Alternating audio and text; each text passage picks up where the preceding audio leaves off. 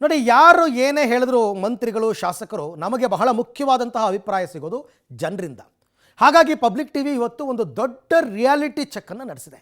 ಏನು ಅಂತಂದರೆ, ಸಮಸ್ತ ಕರ್ನಾಟಕದಲ್ಲಿ ಪ್ರಮುಖ ಪ್ರದೇಶಗಳಿಗೆ ಹೋಗಿ ನಿಮ್ಮ ಮನೆಗೆ ಜಾತಿ ಸಮೀಕ್ಷೆಗೆ ಬಂದಿದ್ರಾ, ಜನಗಣತಿಗೆ ಬಂದಿದ್ರಾ ಇಲ್ವಾ, ಬೆಂಗಳೂರು ಸೇರಿದಂತೆ ಬಹುತೇಕ ಜಿಲ್ಲೆಗಳಲ್ಲಿ ಸಮೀಕ್ಷೆಯನ್ನು ನಾವು ಮಾಡಿದ್ದೀವಿ.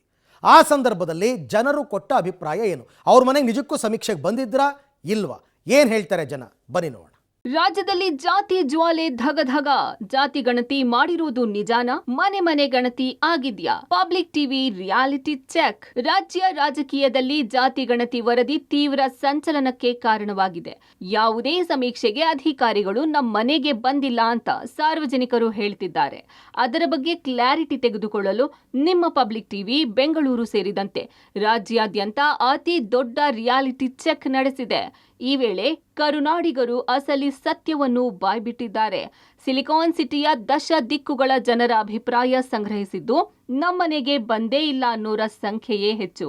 ಹಾಗಾದ್ರೆ ಬೆಂಗಳೂರಿನಲ್ಲಿ ಗಣತಿಯೇ ನಡೆದೇ ಇಲ್ವಾ ಅನ್ನೋ ಅನುಮಾನ ವ್ಯಕ್ತವಾಗಿದೆ. ಕಳೆದ ನಾವು 40 ವರ್ಷದಿಂದ ಇದೇ ಬೀದಿಲಿ ಇದೇ ಮನೇಲಿ ಇರುವಂಥದ್ದು.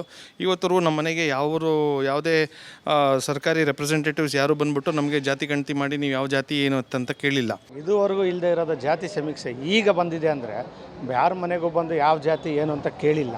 ಇದುವರೆಗೂ ಯಾವುದು ಮಾಡಿಲ್ಲ. ರಿಟೈರ್ಡ್ ಆಗಿ 12 ವರ್ಷ ಬಂದಲೇ ಇರ್ತೀವಿ, ನಮ್ಮ ಮನೆ ಏನು ಬಂದಿಲ್ಲ, ಏನೋ ಗೊತ್ತಿಲ್ಲ. ನಂತರ ನಮ್ಮ ಮನೆ ಅಂತೂ ಬಂದಿಲ್ಲ.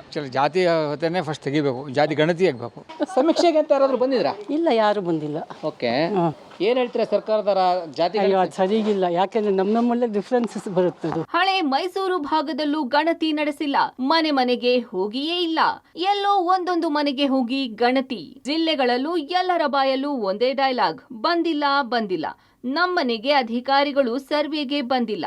ಹಳೆ ಮೈಸೂರು ಭಾಗದಲ್ಲಿ ಕೆಲವರು ಬಂದಿದ್ರು ಅಂತ ಹೇಳಿದ್ರೆ ಬಹುತೇಕರ ಬಾಯಲ್ಲಿ ನೋ ಅನ್ನೋ ಆನ್ಸರ್ ಬಂದಿದೆ. ಜಾತಿ ಗಣತಿ ನಡೆದೇ ಇಲ್ಲ, ಇದು ಸುಳ್ಳು ಗಣತಿ ಅಂತ ಸರ್ಕಾರದ ವಿರುದ್ಧ ಜನಾಕ್ರೋಶ ವ್ಯಕ್ತಪಡಿಸುತ್ತಿದ್ದಾರೆ. ಎಲ್ಲೋ ಒಂದೊಂದು ಮನೆಗೆ ಹೋಗಿ ಗಣತಿ ನಡೆಸಿರೋ ಅನುಮಾನ ವ್ಯಕ್ತವಾಗಿದೆ. ಯಾರು ಬಂದಿಲ್ಲ ಸರ್, ಇದೆಲ್ಲ ಅವೈಜ್ಞಾನಿಕ. ಒಂದು ಜಾತಿ ಮೇಲೆ ಎತ್ಕಟ್ಟಂತ ವ್ಯವಸ್ಥೆ ಮಾಡ್ತಾ ಇದ್ದಾರೆ. ಇವ್ರು ಬದಿಕೊಳ್ಳೋಕೆ ನಮ್ಮಂತ ಅಮಾಯಕನ ಹಾಳು ಮಾಡ್ತಾ ಇದಾರೆ. ಅವರೆಲ್ಲ ನಡೀಲೇ ಇಲ್ಲ. ನಮ್ಮ ಮನೆಗೆ ಯಾರು ಬಂದು ಕೇಳಲಿಲ್ವಲ್ಲ. ಅವರು ಯಾವ ಜಾತಿ ಏನು ಅಂತ ಯಾರು ಬರಲಿಲ್ಲ. ಇದು ಯಾವ ರೀತಿ ಮಾಡ್ತಿದ್ದಾರೆ ಅನ್ನೋದೇ ನಮಗೆ ಭಾರಿ ಗೊಂದಲ ಆಗಿದೆ. ನಮ್ಮ ತಂದೆಗೂ ಗೊತ್ತಿಲ್ಲ, ತಾಯಿಗೂ ಗೊತ್ತಿಲ್ಲ ಇವರು ಯಾವಾಗ ಜಾತಿ ಗಣತಿ ಮಾಡಿದ್ರು, ಯಾವ ಆಧಾರದಲ್ಲಿ ಈ ವರದಿಗಳನ್ನ ಕೊಟ್ಟಿದ್ದಾರೆ ಅಂತ.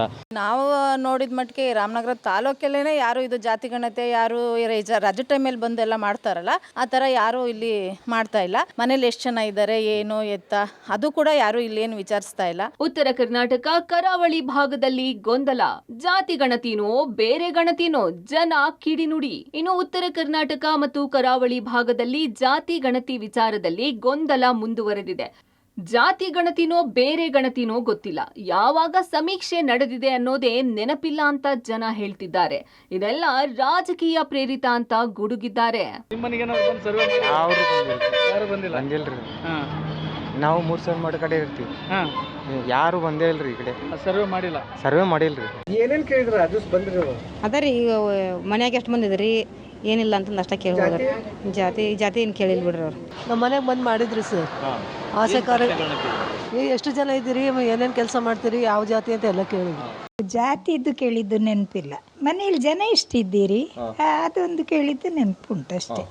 ಮಂಡ್ಯದಲ್ಲಿ ತೀವ್ರಗೊಂಡ ಆಕ್ರೋಶ. ಗಣತಿ ವರದಿ ಕಸದ ಬುಟ್ಟಿಗೆ ಹಾಕಿ ಆಕ್ರೋಶ. ಈ ಮಧ್ಯೆ ಜಾತಿ ಗಣತಿ ವರದಿಗೆ ತೀವ್ರ ಆಕ್ರೋಶ ವ್ಯಕ್ತಪಡಿಸಿದ್ದು ಬಿಜೆಪಿ ಕಾರ್ಯಕರ್ತರು ವಿನೂತನ ಪ್ರತಿಭಟನೆ ನಡೆಸಿದ್ದಾರೆ. ಜಾತಿ ಗಣತಿಯ ವರದಿಯನ್ನು ಒಣಕಸ ತೊಟ್ಟಿಗೆ ಹಾಕಿ ಪ್ರತಿಭಟನಾಕಾರರು ಆಕ್ರೋಶ ವ್ಯಕ್ತಪಡಿಸಿದ್ದಾರೆ. ಜಾತಿ ಜನಗಣತಿ ಅವ್ರು ಹೇಳ್ತಾರೆ ಆರ್ಥಿಕ ಮತ್ತು ಶೈಕ್ಷಣಿಕ ಸಮೀಕ್ಷೆ ವರದಿ ಅಂತ ಹೇಳ್ತಾರೆ. ನಿಜವಾಗ್ಲೂ ಇದು ಆರ್ಥಿಕ ಮತ್ತು ಶೈಕ್ಷಣಿಕ ವರದಿಯಲ್ಲ. ಅಕ್ಷರಶಃ ಹಿಂದೂಗಳನ್ನ ಜಾತಿ ಹೆಸರಿನಲ್ಲಿ ಹೊಡೆದಿ ಅವ್ರನ್ನ ಓಳಾಗ್ ಮಾಡುವಂತಹ ಒಂದು ಷಡ್ಯಂತ್ರ. ಒಟ್ನಲ್ಲಿ ಜಾತಿ ಜ್ವಾಲೆ ಧಗಧಗಿಸುತ್ತಿದೆ. ರಾಜ್ಯದ ಜನರಿಗೆ ಜನಗಣತಿ ಜಾತಿ ಗಣತಿ ಬಗ್ಗೆ ಗೊತ್ತೇ ಇಲ್ಲ ಅಂತಿದ್ದಾರೆ. ಹಾಗಾದ್ರೆ ಮನೆ ಮನೆಗಳಿಗೆ ಹೋಗದೆ ಹೇಗೆ ಜಾತಿ ಗಣತಿ ಸರ್ವೆ ಮಾಡಿದ್ರು ಅನ್ನೋದು ಈಗಿರುವ ಯಕ್ಷ ಪ್ರಶ್ನೆ. News desk, public TV.